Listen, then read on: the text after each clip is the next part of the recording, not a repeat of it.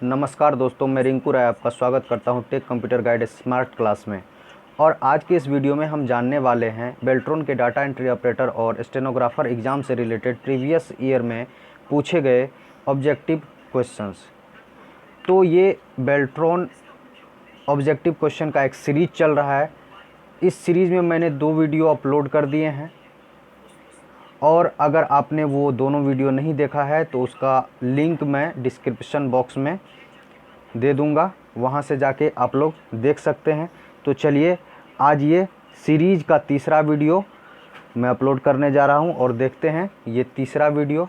अगर आप इस चैनल पर पहली बार आए हैं तो ऐसे ही कंप्यूटर से जुड़ी महत्वपूर्ण जानकारी के लिए हमारे चैनल को ज़रूर सब्सक्राइब करें और बेल आइकन को भी प्रेस कर लें ताकि आने वाले वीडियो के नोटिफिकेशन आपको सबसे पहले मिल सके। तो ये वीडियो लास्ट तक देखिएगा, आपके बहुत काम आने वाला है। वीडियो को लाइक कीजिएगा, कमेंट करिएगा, शेयर अपने दोस्तों के साथ ज़रूर कीजिएगा। तो चलिए हम लोग वीडियो को शुरू करते हैं और देखते हैं क्वेश्चन। तो ये तीसरा सीरीज चल रहा है और तीसरा सीरीज में ये देखते हैं हम 31वां प्रश्न। 31वां प्रश्न है कि किसी प्रस्तुति में सभी स्लाइड्स के लिए एक ही स्थिति में अपने आप प्रदर्शित होने वाले ऑर्गेनाइजेशन का लोगो प्राप्त करने के लिए लोगो को डैश में डालना चाहिए। यानी ये MS पावर पॉइंट का प्रश्न है। इस प्रश्न में ये है कि कोई भी स्लाइड को अगर हम प्रस्तुत करना चाहते हैं, यानी उसका प्रेजेंटेशन तैयार करना चाहते हैं, तो उसका लोगो प्राप्त करने के लिए हमें क्या करना होगा। तो उसका लोगो प्राप्त करने के लिए हम स्लाइड मास्टर का उपयोग करेंगे। किसका उपयोग करेंगे? स्लाइड मास्टर का। तो इसका आंसर हो जाएगा ऑप्शन नंबर 4। चलिए अगले प्रश्न की ओर हम लोग बढ़ते हैं। अगला प्रश्न है 32वां प्रश्न। MS वर्ड में राइट मार्जिन को अनदेखा करते हुए जब आप एक लंबे शब्द को लगातार टाइप करते रहते हैं तो क्या होता है। तो एक लंबे शब्द को जब आप MS वर्ड में लगातार टाइप करते रहेंगे तो वो क्या हो जाएगा कि जो शब्द फिट नहीं होता है वह अपने आप अगली पंक्ति में चला जाता है। तो इसका आंसर हो जाएगा ऑप्शन नंबर 1। चलिए हम लोग अगले प्रश्न की ओर बढ़ते हैं। अगला प्रश्न है कि डैश MS पावर पॉइंट में डिफ़ॉल्ट पेज ओरिएंटेशन है डैश। तो पेज ओरिएंटेशन जो है 2 प्रकार का होता है, एक होता है लैंडस्केप और एक होता है पोर्ट्रेट। तो ये जो डिफ़ॉल्ट ओरिएंटेशन होता है वो क्या होता है? लैंडस्केप होता है और पोर्ट्रेट बिल्कुल भी नहीं होता है। तो इसका आंसर हो जाएगा ऑप्शन नंबर 1 लैंडस्केप। चलिए हम लोग अगले प्रश्न की ओर बढ़ते हैं। अगला प्रश्न 34वां प्रश्न है MS एक्सेल वर्कशीट सेल में फ़ॉन्ट आकार ड्रॉप डाउन सूची से किस अधिकतम फ़ॉन्ट साइज का चयन किया जा सकता है। यानी जब आप फ़ॉन्ट का साइज सेट करते हैं तो वो जो अंतिम अधिकतम फ़ॉन्ट साइज होता है वो कितना होता है? वो होता है 72। ऑप्शन नंबर 1 हो जाएगा इस प्रश्न का उत्तर। चलिए अब हम लोग अगले प्रश्न की ओर चलते हैं। अगला प्रश्न 35वां प्रश्न है टेक्स्ट के लिए निम्नलिखित में से कौन सा सेल फॉर्मेटिंग विकल्प MS एक्सेल में उपलब्ध नहीं है। यानी कोई भी टेक्स्ट जब आप MS एक्सेल में लिखते हैं तो फॉर्मेटिंग का ऐसा कौन सा विकल्प है जो MS एक्सेल में उपलब्ध नहीं होता है। तो इसका आंसर हो जाएगा स्लांटेड इटैलिक। इसका आंसर हो जाएगा स्लांटेड इटैलिक, ऑप्शन नंबर 3। चलिए हम लोग अगले प्रश्न की ओर बढ़ते हैं।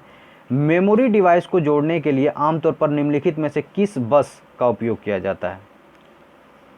तो निम्नलिखित में से मेमोरी डिवाइस को जोड़ने के लिए आमतौर पर उपयोग जो किया जाता है वो उपयोग किया जाता है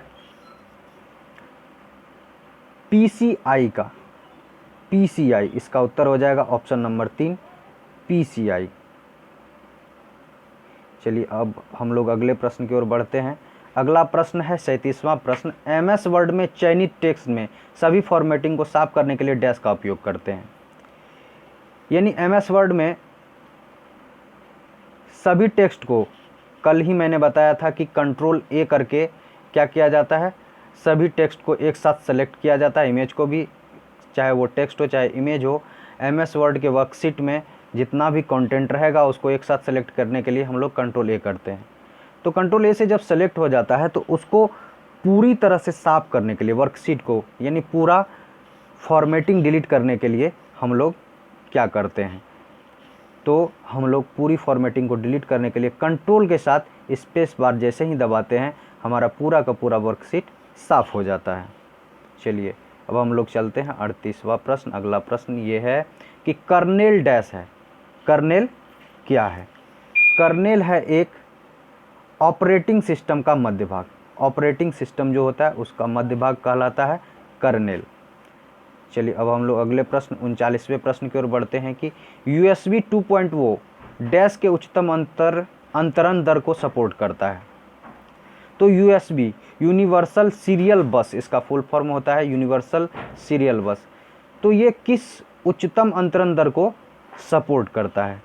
तो इसका आंसर हो जाएगा 480 मेगाबिट प्रति सेकंड। 480 मेगाबिट प्रति सेकंड ऑप्शन नंबर दूसरा हो जाएगा। चलिए अब हम लोग बढ़ते हैं अगले प्रश्न की ओर। अगला प्रश्न 40वां प्रश्न है कि सेल साइज के अंतर्गत एक रो का फॉर्मेटिंग करते समय रो हाइट के अलावा MS एक्सेल 2016 में निम्नलिखित में से कौन सा विकल्प भी उपलब्ध होता है? यानी सेल साइज के अंतर्गत अगर कोई रो का फॉर्मेटिंग करते हैं तो रो हाइट के अलावा MS एक्सेल 2016 में निम्नलिखित में से कौन सा विकल्प भी उपलब्ध होता है? तो इसका आंसर हो जाएगा auto fit row right. Auto fit row right इसका आंसर हो जाएगा ऑप्शन नंबर 3। चलिए अब हम लोग बढ़ते हैं अगले प्रश्न की ओर। अगला प्रश्न 41वां प्रश्न है।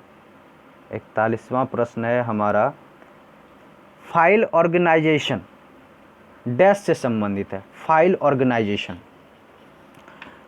ऑर्गेनाइजेशन हमारा संबंधित है रिकॉर्ड्स के लॉजिकल स्ट्रक्चर से। कोई भी रिकॉर्ड होगा तो वो किस पर आधारित होगा? लॉजिकल स्ट्रक्चर पर, यानी तार्किक संरचना पर आधारित होगा। इसका आंसर हो जाएगा ऑप्शन नंबर 2। चलिए अब हम लोग बढ़ते हैं अगले प्रश्न की ओर। 42वां प्रश्न है www. ब्राउजिंग के लिए डैश प्रोटोकॉल का उपयोग किया जाता है। www. का फुल फॉर्म होता है वर्ल्ड वाइड वेब, यानी कोई भी वेबसाइट जब आप ब्राउज करते हैं यानी उसको खोलते हैं तो उस पर जो आता है सबसे पहले आता क्या है? ये 43वां प्रश्न है। इसका उत्तर हो जाएगा 42वां प्रश्न है तो इसका उत्तर हो जाएगा HTTP। इसका उत्तर क्या हो जाएगा? जब भी आप कोई वेबसाइट खोलते होंगे तो देखते होंगे कि सबसे पहले HTTP लिखा हुआ जरूर आता है। चलिए हम लोग अगले प्रश्न की ओर बढ़ते हैं। अगला प्रश्न 43वां प्रश्न है कि MS एक्सेल 2016 में होम मेन्यू के अंतर्गत नंबर समूह में अनुपलब्ध विकल्प कौन सा है? अनुपलब्ध विकल्प यानी जो विकल्प उपलब्ध नहीं होगा। तो इनमें से जो है डेसिमल पॉइंट स्टाइल उपलब्ध नहीं होता है। डेसिमल पॉइंट उपलब्ध नहीं होता है। उसमें परसेंट स्टाइल होते हैं, डिक्रीज डेसिमल होते हैं, कोमा स्टाइल होते हैं MS एक्सेल 2016 में, लेकिन डेसिमल पॉइंट नहीं होता है। चलिए अब हम लोग अगले प्रश्न की ओर बढ़ते हैं। अगला प्रश्न है 44वां प्रश्न। मेल मर्ज में सेलेक्ट स्टार्टिंग डॉक्यूमेंट में 3 ऑप्शन होते हैं, इनकी पहचान करें। मेल मर्ज क्या होता है कि जब हम एक ही लेटर को कई सारे लोगों को भेजना होता है तो मेल मर्ज का उपयोग करते हैं हम MS वर्ड में। तो यहाँ प्रश्न है कि मेल मर्ज में सेलेक्ट स्टार्टिंग डॉक्यूमेंट में 3 ऑप्शन होते हैं, इनकी पहचान करें। मेल मर्ज में जो 3 ऑप्शन होता है उसकी पहचान करना है कि वो कौन कौन से ऑप्शंस होते हैं। तो इनमें ऑप्शन होता है, इसका आंसर हो जाएगा ऑप्शन नंबर 1, और इसमें ऑप्शन होता है use current document, start from template, start from an existing document. तो इसका आंसर हो जाएगा ऑप्शन नंबर 1। चलिए अब हम लोग अगले प्रश्न की ओर बढ़ते हैं। अगला प्रश्न है 45वां प्रश्न, और ये अंतिम प्रश्न होगा।